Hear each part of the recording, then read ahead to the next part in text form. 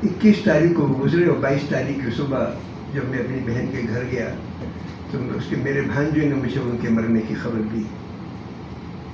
मैं हक्का बक्का रह गया उस रोज़, क्योंकि राजीव गांधी सन 84 में ही इंदिरा गांधी के शहीद होने के बाद प्रधानमंत्री बने थे और बहुत बड़ा सदमा उस वक्त मुल्क को लगा था। तो लेकिन उन्होंने संभाला देश को।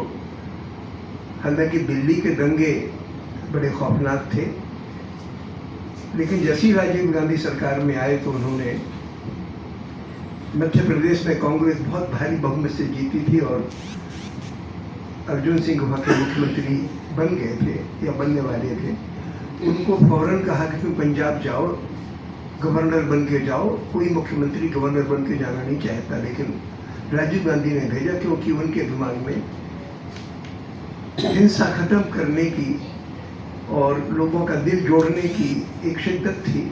इस वजह से उन्होंने भेजा था। हिंदुस्तान की राजनीति में बहुत ही कम, अगर आपने पिछले 1000 साल का हिंदुस्तान की तारीख देखें, बहुत ही कम ऐसे लोग आए हैं राजनीति में टॉप पर जिनका दिमाग हर ओछेपन से आज़ाद हो और जिनके अंदर जुल्म खत्म करने की शिद्दत हो। राजीव गांधी उनमें से एक थे। तो क्या हुआ कि 1989 में जब वो चुनाव हार गए, मैं उन दिनों अमेरिका गया हुआ था और वो खबर लगी कि भागलपुर में बड़ा दंगा हुआ। तो मैंने 3 हफ्ते की छुट्टी ली। मैं 1 साल के लिए अमेरिका गया हुआ था IIT से छुट्टी लेके, और मैं हिंदुस्तान आया 3 हफ्ते को। तो खबर लगी कि राजीव गांधी सुबह मुलाकात करते हैं लोगों से, तो मैं चला गया, उस लाइन में लग गया। और जब मेरे पास राजीव गांधी आए तो मैंने कहा कि मैं चाहता हूं कि आप एक सद्भाव यात्रा निकालने वाले हैं, तो बस मेरी आपसे एक विनती है कि आप मंदिर और मस्जिद दोनों जगह अपना मत्था टेकें, अंदर न जाएं, ताकि ये पैगाम जाए कि हमारे लिए मंदिर मस्जिद में कोई फर्क नहीं है। तो उन्होंने पवन बंसल को बुलाया, बोले कि भाई इनको इनकी बात सुनो और देखो कि अपन किस तरीके से इनकी बात को अपने प्रोग्राम में शामिल कर सकते हैं। यानी संजीदा थे राजीव गांधी, और मुझे बड़ी हिम्मत बनी। फिर मैं अमेरिका चला गया, वहाँ पे मैंने इस फिरकावारियत के सवाल पे काम चालू किया। आज राहुल गांधी, ताज्जुब हुआ मुझे कि मेरे घर में 2 अखबार आते हैं, द हिंदू और नवभारत टाइम्स। राजीव गांधी के बारे में कोई खबर नहीं छपी। हर साल छपती थी, लेकिन इस बार नहीं छपी। हिंदू अखबार का मुझे सचमुच ताज्जुब हुआ, क्योंकि वो अखबार अभी बिका नहीं है, बाकी तो बिक गए अखबार, लेकिन वो नहीं बिका, उसमें नहीं छपी, शायद कल छपे। लेकिन रियाज ने ये जो प्रोग्राम रखा वो बहुत सुकून वाला है।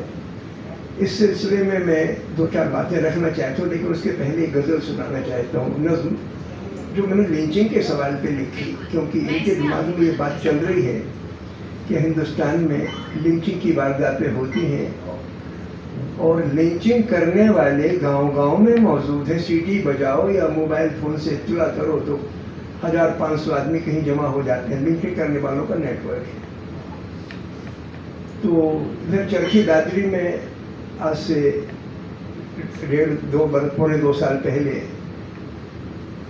एक वारदात हुई थी। साबिर का कत्ल हुआ था, लिंचिंग हुई थी, मर गए थे वो।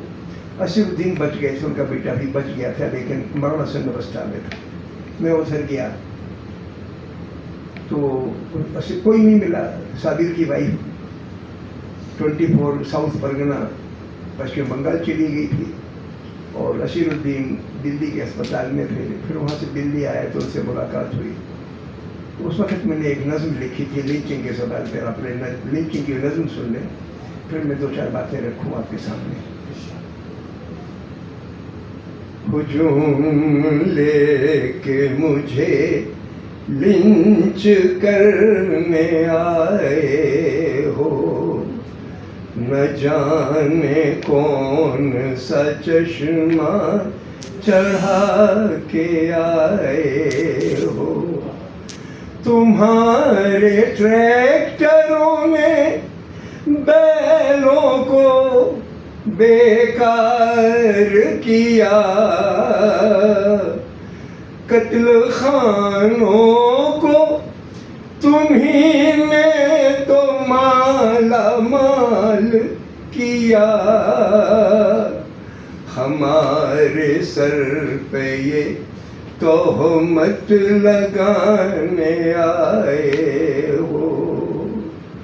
हुजूम लेके मुझे लिंच करने आए हो।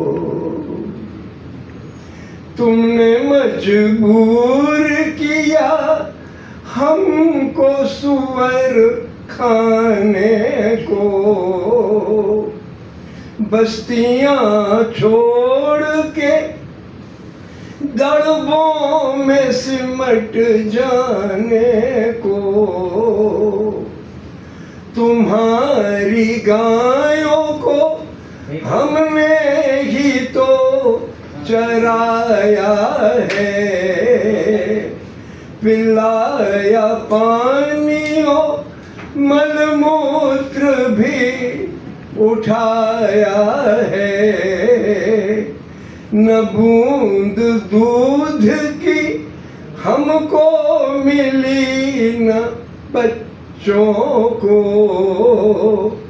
तड़पता छो अनाज छीन लिया, छोड़ दिया मरने को। अपने आकाओं को कुर्सी दिलाने आए हो। हुजूम लेके मुझे लिंच करने आए हो। एक अंतरा अमेरिका के हवाले से है, जहाँ पे सबसे अधिक बीफ खाया जाता है, वहीं तुम्हारे लिए स्वर्ग नजर आता है। उनके हर जुल्म की तुमने हिमायत की है।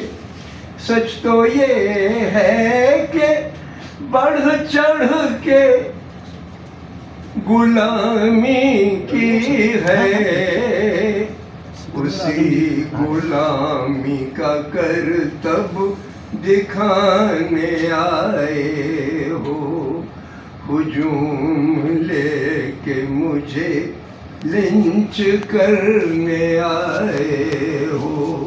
आखिरी शेर है, जरा तो होश में आओ कि एक रूह हो तुम। अंधेरा जीतने के हर तरह से लायक तुम। कहो कि प्यार से अपना बनाने आए हो। हुजूम लेके मुझे लिंच करने आए।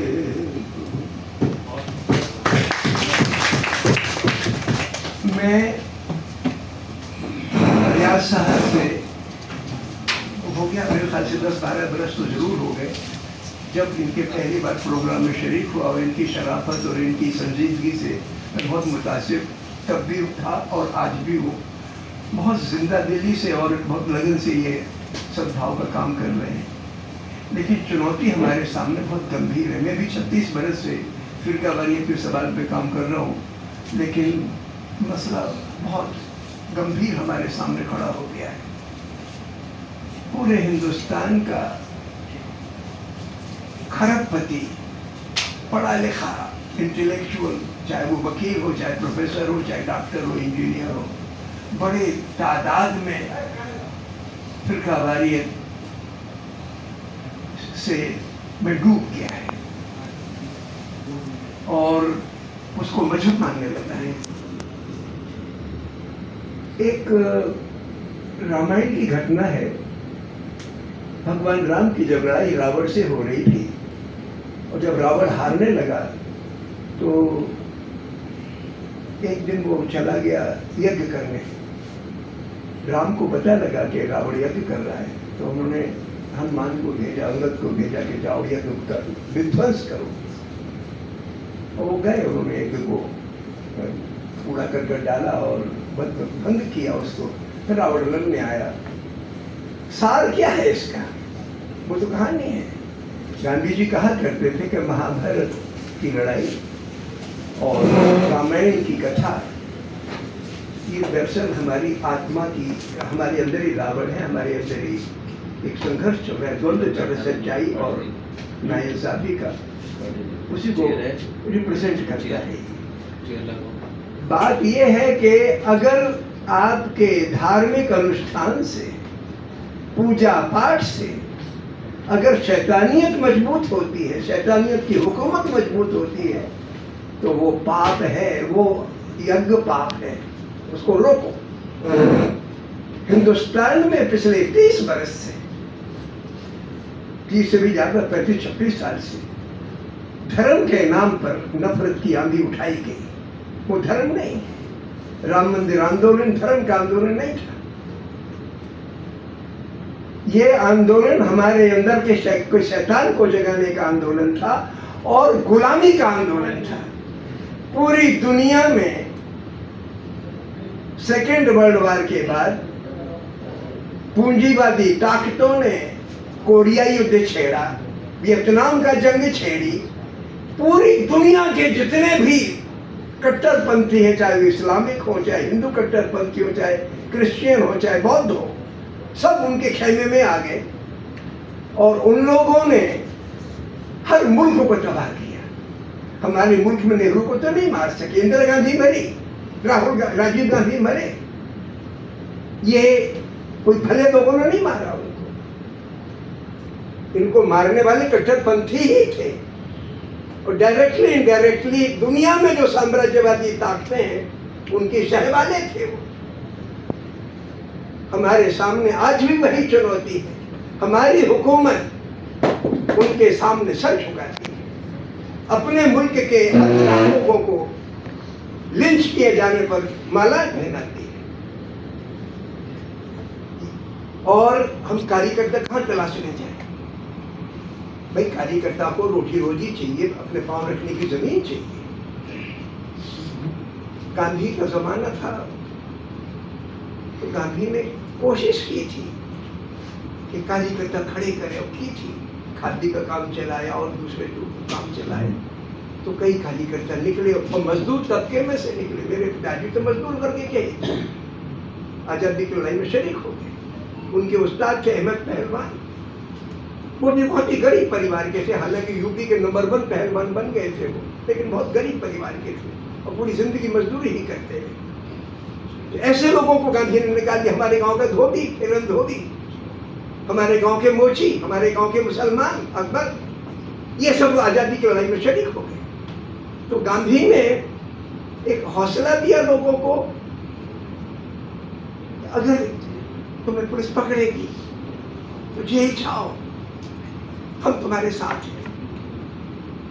राहुल गांधी कोशिश कर रहे हैं वो, लेकिन इस वक्त दिक्कत कई गुनी ज्यादा है। इस वक्त हालत ये है कि हमारे हिंदुस्तान का जो आवाम है वो धर्म की पट्टी के भुट्टी के चक्कर में सांप्रदायिक तो नहीं हुआ है, लेकिन सांप्रदायिक ताकतों को वोट दे देता है। आधे लोग, या आधे तो नहीं, लेकिन 30% लोग वोट दे देते हैं उनको, बाकी मैनिपुलेट कर देते हैं। तो अगर आपके लिए कॉलेज में टीचर बनना है तो आपके रास्ते बंद हैं, क्योंकि सिर्फ उन्हीं की नौकरियां होंगी जो इस संगठन से जुड़े हैं, नफरती संगठन से। जितने प्राइवेट इदारे हैं सारे के सारे 80-90% इनके हाथ में। तो इस वक्त सबसे बड़ा संकट हमारे देश का ये है कि प्रगतिशील कार्यकर्ताओं के लिए कोई जगह नहीं है। कई लोग लांछन लगा देते हैं कांग्रेस पर या दूसरी पार्टियों पर कि आपके पास कार्यकर्ता कहाँ है। तो कार्यकर्ता कोई आसमान से तो नहीं टपकता। जबकि मैं मानता हूं कि हिंदुस्तान में इस वक्त अच्छी खासी तादाद है उन लोगों के लिए जिनके अंदर इंसानियत की आग लगी है, जिनके अंदर तकलीफ है। बहुत सारे मुसलमान हैं, बहुत सारे हिंदू हैं, कई सिख हैं, लड़कियां हैं, उनको मैं जानता हूँ। लेकिन मैं क्या मशवरा दूँ उनको कि भाई अभी तुम जैसे JNU के बच्चे हैं, जामिया के बच्चे हैं, दिल्ली यूनिवर्सिटी के बच्चे हैं, अगर वो किसी एक्टिविटी में हिस्सा ले लेंगे तो कल वो ब्लैक लिस्ट कर दिए जाएंगे, उनकी नियुक्तियां नहीं।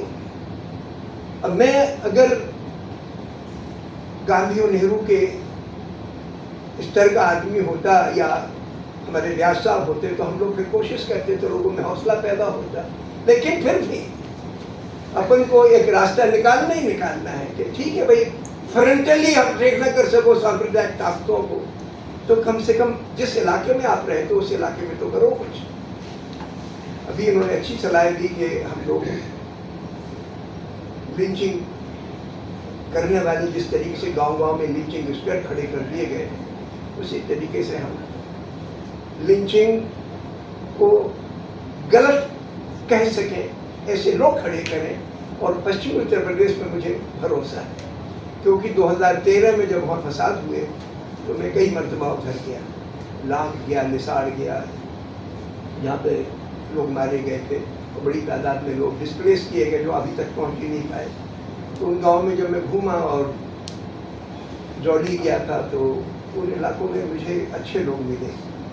हालांकि उस वक्त तो माहौल ख़राब था, कर्फ्यू वगैरह लगा हुआ था, लेकिन लोग अच्छे मिले। और ख़ासतौर से जब किसान आंदोलन चला, मुजफ्फरनगर की पंचायत हुई 2021 में, तो उसमें जिस तरीके का वातावरण था उससे मुझे बड़ी हिम्मत आई। तो अगर अपन लोग कोशिश करेंगे तो पश्चिमी उत्तर प्रदेश में मैं समझता हूँ कि गांव-गांव में 2-2, 4-4 लोग सही सोच के खड़े कर सकते हैं, जो कि हर महीने तो नहीं, हर 2-4 महीने में एक प्रोग्राम करें और वो लोग कहीं पर कोई बड़ी वारदात हो जाए तो उसको महिमा मंडित न करने दें। इस तरीके का अपन माहौल पैदा कर सकते हैं। फिर आप लोग जैसी योजना बनाएं, इसमें मैं जो बन सकेगा अपनी तरफ से मैं शामिल होने की कोशिश करूँगा। आप लोगों ने मुझे बुलाया, बड़ी मेहरबानी। आप लोगों को देख के हिम्मत बनी। बहुत बहुत शुक्रिया।